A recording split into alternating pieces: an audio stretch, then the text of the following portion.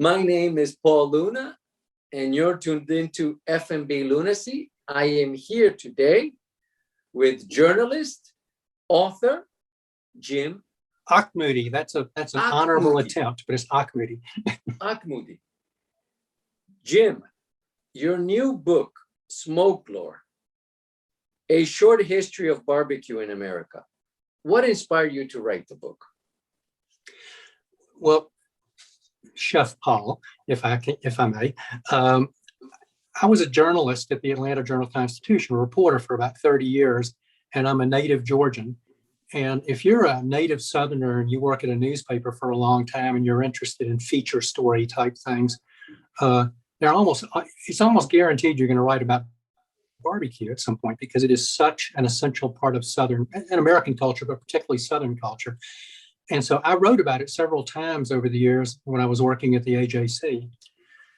But the actual reason this book came about was that, over 10 years ago, the Atlanta History Center contacted me, and they were planning to do an exhibition about the culture and history of American barbecue.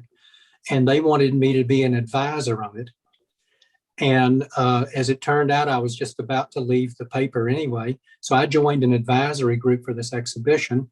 And then as it went on, they asked me to do the companion book for it, which turned out to be somewhat different from the exhibition. It was kind of a different project. So I got signed to advise on the exhibition, to write the companion book.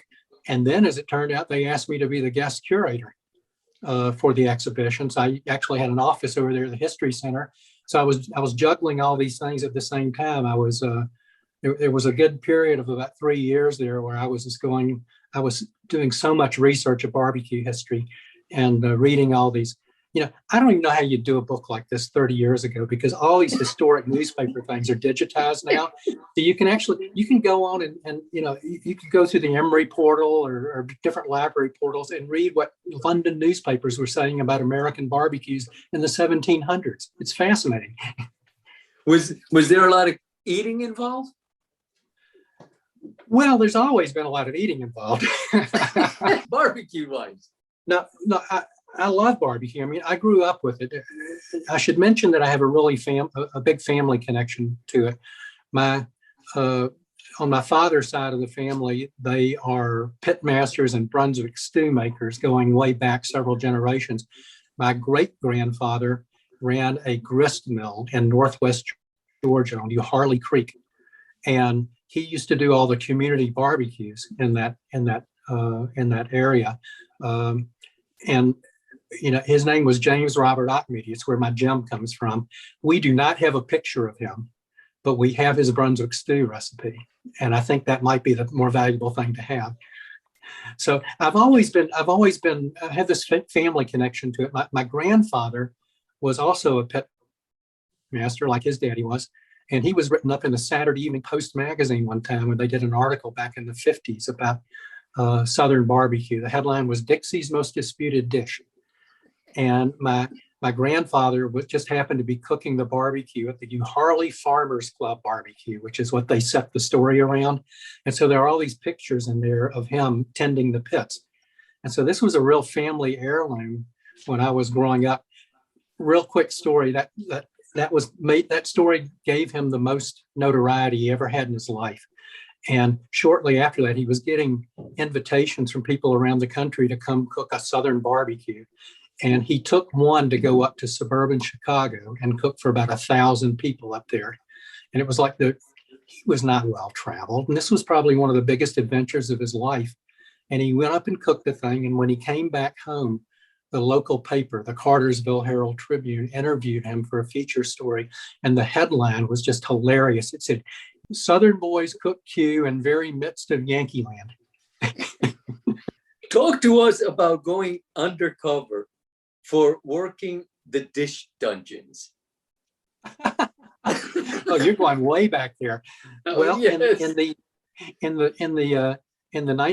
in the mid 1980s, when I was a fairly young reporter at the AJC, I used to do freelance writing for a magazine that was put out by a publishing company up in Knoxville, Whittle Communications. It was called Tables. And they asked me to do a story about going undercover working as a dishwasher. And I ended up working, I don't know, a couple of nights at, was it Houlihan's, I think, at Lenox Square. And I was there like at 2 o'clock in the morning, scraping melted cheese off platters and stuff like that.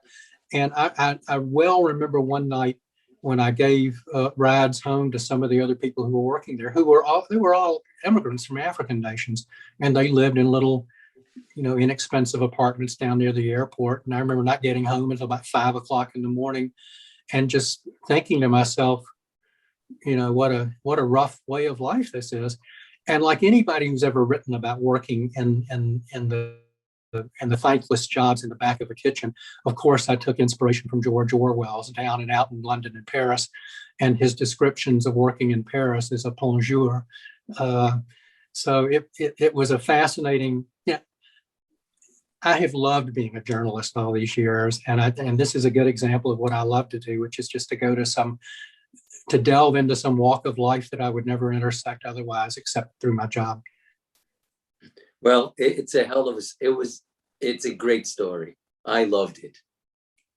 I loved reading about it. Well, thank you. It was a lot of fun, and I'm glad I didn't have to do it for 2 weeks. It's tough work.